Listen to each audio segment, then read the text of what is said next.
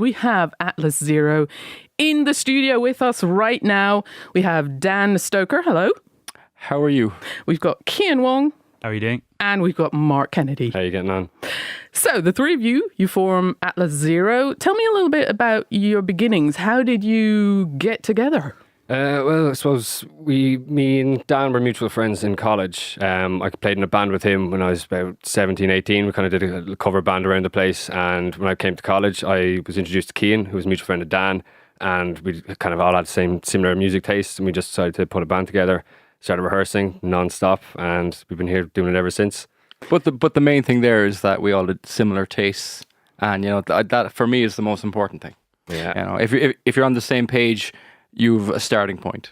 Yeah. So tell me a bit about those tastes. Where do they come from? What kind of influences are they? I suppose kind of just growing up, like I grew up kind of listening to classical rock from my dad and stuff like Thin Lizzy, AC/DC, the kind of the classics and stuff. And as I got older, kind of bled into a bit more alternative rock stuff, stuff that was a bit more my personal taste that I kind of developed over time. And, you know, when I met Dan and stuff, he just so happened to have the same taste. Like a lot of people in Ireland, they wouldn't have, it's not that popular over there. So to find someone else with that kind of taste is like, you know, light bulb moments, like let's try and start a band. You know, Cian was the same as well. Loves those bands, alternative rock like Fall Out Boy, 30 Seconds to Mars, you know, You Meet Six, My Chemical Romance. So we just kind of struck a chord with each other in that sense and kind of took off, you know. So you mentioned it's not that popular back there. We didn't mention where you're from. Back there is Ireland. Home. We're from Cork in Ireland. Down south, yeah. So it's, you know, it's not that popular there, but just small niche. And, you know, thank God we kind of found our niche there. So I think it worked out so far anyway. And have you always been involved in music in one way or another? Absolutely, yeah. I got some formal training as a musician when I was kind of maybe 10, 11. But after that, I kind of started learning on my own. And I think that's kind of stood to me in a way because it kind of encourages you to develop your own style. And I think the lads are kind of in a similar boat. I was self-taught anyway. I only started playing drums because my older brother wanted someone to play with. He played guitar, so he was just like, you should play drums. And I was like, okay. And I kind of stuck to it, and I'm here now playing drums with them. Well, and you learned it yourself? Yeah, I just picked it up. I just kind of played along to him and just kind of hit everything till it started sounding good. And yeah, it's just self-taught, and I think it kind of worked out in my favour a little bit, you know? Yeah. So yeah, it's good. Thank my brother. I'm more classically trained then on piano. Been playing piano from a very young age, so I picked up the guitar then around 10 or 11, I suppose. Which you taught yourself, didn't you? Yeah, self-taught guitarist. Wow. Okay. So do you come from families who have that music, or was there always music going on in your homes? Yeah, it would be anyway, personally, yeah. Yeah, my dad was a big influence for music. He kind of brought it into our household. His mother now was, she played piano in a Irish band called the Johnsons. They were quite big back home as well. So I think it kind of came from my dad's side like that. And kind of introduced my older brother, then kind of brought it to the rest of us. Like, I come from a big family, Irish family, 7 boys, so I couldn't really start a family band with that as well. Like, so yeah, it kind of came from my dad and his mother, you know, and kind of just bled down to us then, you know, to pick it up. So okay, now before we come to the actual music, we heard a song just now. We're going to hear another song after the news, but I want to talk more about sort of the business side of what you're doing, because one of the things that struck me is that you call yourself a completely self-sustained band. Yes. What does that mean in practical terms? It means that we basically create all our own music from scratch. You know, I mix it, I write the music, I produce it, and we record it together. And that, you know, follows into the business end of things where we have Cullum here behind the camera, who is our manager, and he is, you know, very involved with us and very involved in our live performance as well as our studio kind of stuff as well. So he takes all the fragmented pieces, what we put together, he organises it. And, he's the glue, I suppose you could say. Absolutely, yeah. But in terms of the self-sufficient thing, you know, it's just, you know, we kind of, Dan over the years kind of built together enough equipment to record a studio in his house and stuff. So we don't go to commercial studios for any funding or paying for big studios. We have it all ourselves. We record everything, mix everything, you know, mic everything up, and we learned ourselves over the years to how to do that ourselves. So that was kind of the big thing for us, that everything is, you know, even our production, our media, our photographs, you know, everything, promo online, completely done by us. We have no backing from anybody, and we just felt that, you know, there wasn't many options for bands to kind of get that kind of help, I suppose, in that sense. There's not an awful lot of resources there in Ireland, kind of more so, because there's so many bands, everyone's kind of scrambling for everything. So we took it on ourselves, like, listen, let's do it ourselves. we can get what we want out of it, to be, you know, less people in there, less wires crossed, and I think we got a good result out of it, you know. So was that always the idea from the beginning, or did you look at other options? Were there even other options in terms of record labels or other kinds of things you could do? For me anyway, I think that, you know, when you're starting out as a musician and you look up the prices, say, of a recording studio, and they're quite astronomical for, you know, a 13-year-old. So, Saving a lot of pocket obviously money. I'm not 13 anymore, but what we did is, what I did before I met the lads was I kind of started putting together my own equipment, and I've just been building it up over the last kind of 10, 15 years, and it's, I suppose it's amassed now to something that's quite, you know, professional. The equipment that we're using to record our music wouldn't be out of place in some of the biggest studios in the world. It's a state-of-the-art studio, but on a quite a small scale. Yeah, very small. So I'd like to think that our recordings sound professional, and you know, it's just experience too. And I'm so glad that we didn't go into that studio when we were, you know, when we formed, when we were say, you know, 21, 22. Yeah. I'm really glad that we actually took the time, put in the hard work, and learned how to do that ourselves, because I think now we can push it way further than we could ever possibly do in a recording like in a commercial one. Yeah. You know, because now I know personally, and Mark knows how to, you know, bring it from just complete inception to a finished product. Right. So we've more control over it, and that's what we like. And but it must take an enormous amount of focus and dedication and commitment to do all of that yourself, right? Then rather than having other people help you with that. It's a massive undertaking. You know, it is a lot of sacrifice. You know, and we kind of came into this. We wanted to do this as a living. We want to do this as a career. We took it very seriously, kind of from the start. And you know, some people don't. You know, it was kind of just like, some people think you're mad and you're crazy because it's, you know, you want to be a rock star, and it's like, well, we just want to make a living off it. You know, that's all we want to do. We just want to do this for a living because it's what we love. And you know, people think that we just want to be rich. I mean, if you want to be rich, you're in the wrong business. Absolutely. If you want to be broke, you're in the right business. Well, on that note, we are going to stop the interview right now, but we're going to continue after the news because, of course, we want to talk about the music itself and, of course, about your live shows as well. Listeners, stick around. Atlas Zero will be back in just a few moments. Before then, we will listen. You're listening to The English Show on Radio X, and in the studio with us right now, we have Dan, Cian and Mark from Atlas Zero. Welcome back, guys. Thank you for having us. That's us. And if you're just tuning in, we had Atlas Zero in the studio. Before the news, they talked about their beginnings, about the music business, and now I want to get to the actual music. I know musicians dislike being put into boxes, but if you had to explain or describe your music to our listeners, how would you describe it? I would call it orchestral rock, mixed with synth pop, mixed with cyberpunk, mixed with pop.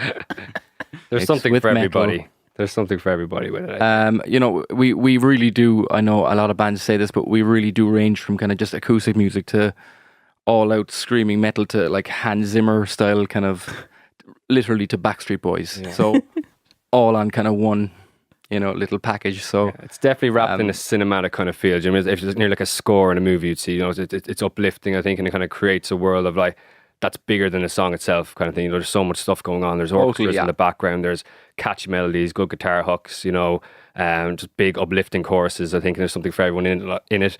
And you know, it's kind of just easy listening on some songs, and then some songs could be used for, I don't know, working out, going to the gym, whatever. So it ranges from slow acoustic stuff, as Dan said over there, to just big anthemic hard rock songs. You know, because very few. I mean, humans have just one favorite type of music.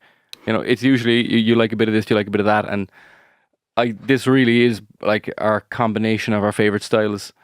Like I'm big into rock music, pop music, and into kind of film score music. So but I think the kind of general theme of all of our approaches to music, and I'm sure I can speak for the lads too here, that we really go for something that's over exaggerated and very, very over the top, really just dramatic. What we try and achieve is just like, what's the word? Help me out here. A big soundscape, I suppose. A massive soundscape. So we add in 100-piece orchestras, and it takes us weeks and weeks to record each instrument piece by piece. Oh my goodness. We record, we layer up all the guitars, 30 channels of drums. I've recorded full orchestras of myself, and the whole thing piles up, and we're kind of, at the moment, we're averaging about 140 tracks per song. So, wow. Okay. It takes time. We kind of spend about a month per song, which is crazy by all standards, really. But we think it's working for us, and we think we have quite a unique sound, or we'd like to think so. So I was wondering about the whole writing process. I mean, it sounds like you put it together in the studio. Do you start off with a melody? It's a complete mixture. It's a complete mixture. I'm the songwriter, so I would come up with the main, core song, and the two boys then would kind of add to it, and we'll kind of pick it apart. And but yeah, it can happen in so many different ways. You can be walking down the street and you can get an idea in your head, and that's my favorite way. But sometimes you kind of have to sit there in front of the piano or guitar or something, and you just have to figure it out.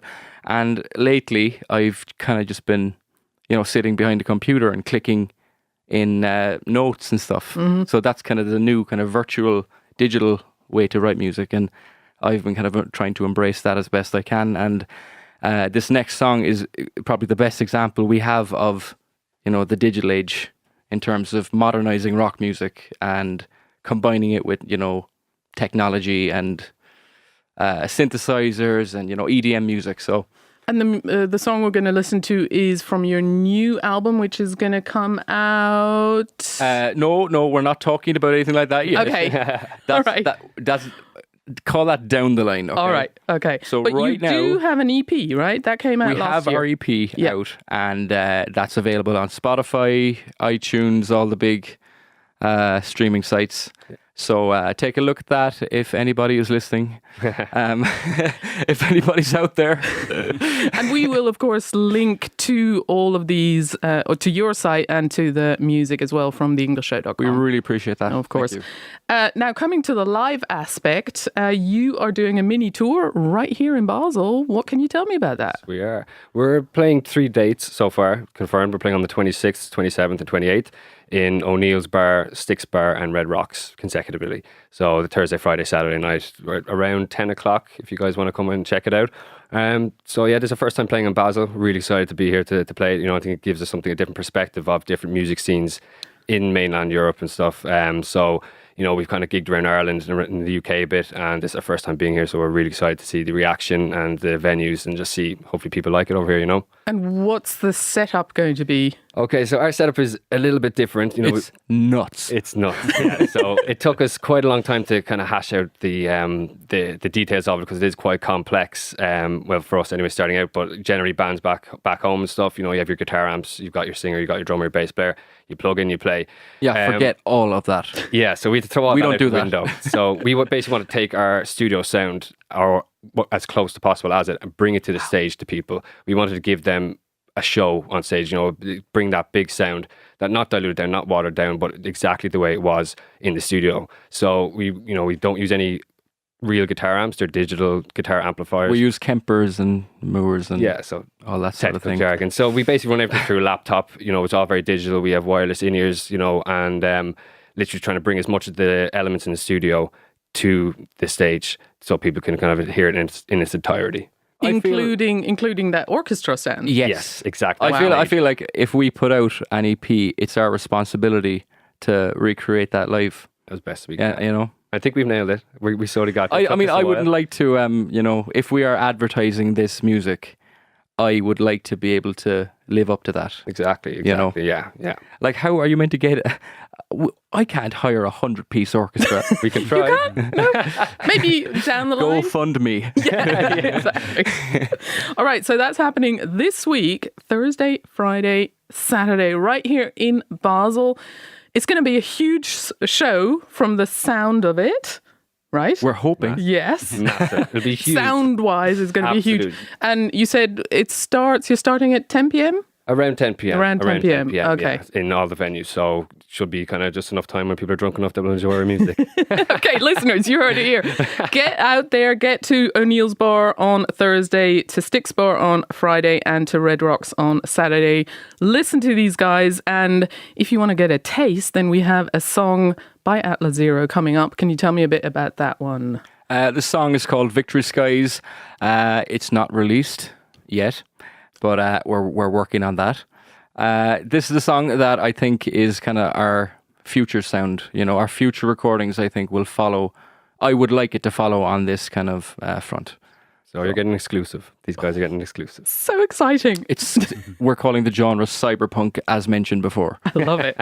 Dan, Cian, Mark, thanks so much for coming Thanks in. for having us. Drops Really mic. appreciate it.